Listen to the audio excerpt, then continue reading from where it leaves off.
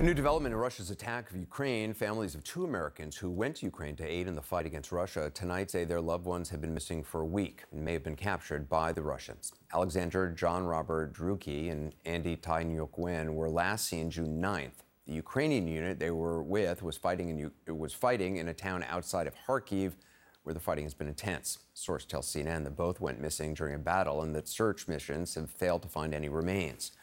A Russian social media channel claims their forces captured the two men. That has not been confirmed.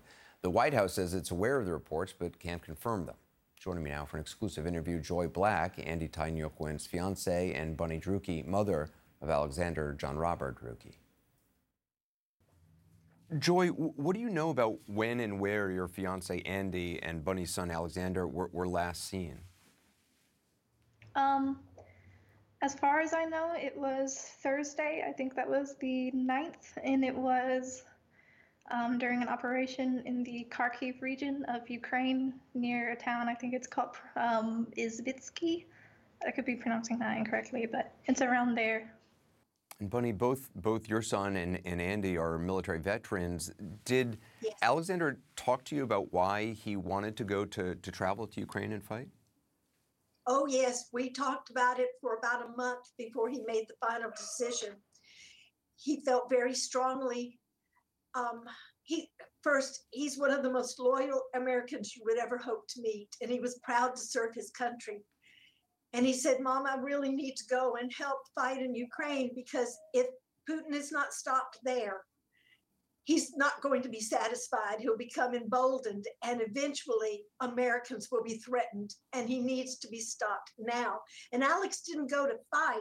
He said, I have the skills to help train Ukrainian soldiers and help them learn how to use the weapons that America was sending over there. Mm. And Joy, when was the last time you spoke with Andy? It was also a text message on June 8th. We've been having kind of a normal conversation, a little bit about food, and then he told me he loved me very much and that he would be unavailable for 2 to 3 days. And did he talk to you about what he'd been experiencing so far?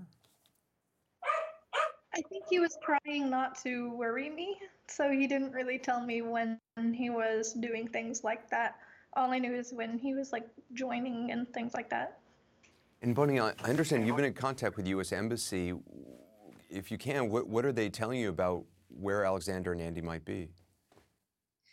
They are telling me that they are doing everything possible to locate them, that they've had nothing verified yet, and for Joy and me to remain encouraged and know that they are doing things behind the scenes day and night, 24/7. They're going to find them. And Joy, are you're being told the same thing? Pretty much. I haven't had direct phone conversations with the embassy, but all of the official channels I've gone through have pretty much said the same thing, and that they've all been very supportive and very helpful, and they're all taking it really seriously, and I really appreciate it. And Bunny, how are you holding up? Well, I'm trying to remain strong and calm, because getting upset won't help Alex at all. But hearing Joy for the first time, this is difficult because I feel for her. But most of the time, I'm really strong, because that's what Alex would want. Well, you're both really strong. I know this is it's just impossibly hard. Joy, you and Andy are engaged. What do you want people to know about him? He's just so strong, and he has such a big heart. He didn't go there for selfish reasons or anything. He really had this gnawing at his heart and this big burden on him to go and serve the people however he can. And just, I know it's not a great situation, but I'm still very proud of him, and I just want to see him back safely. Bunny, is there anything else you want people to know? I want everyone to know, first of all, they're together.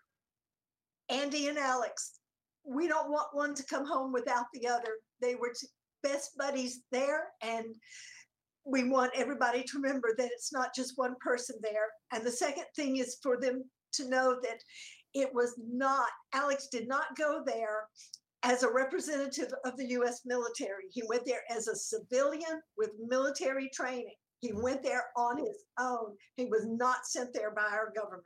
Yeah. And Joy, anything else you want to say? Andy too, on what she just said as well. He went there to volunteer. And he knew he wasn't doing what was easy, but he was doing what was right and what he truly felt called to by the Lord to do.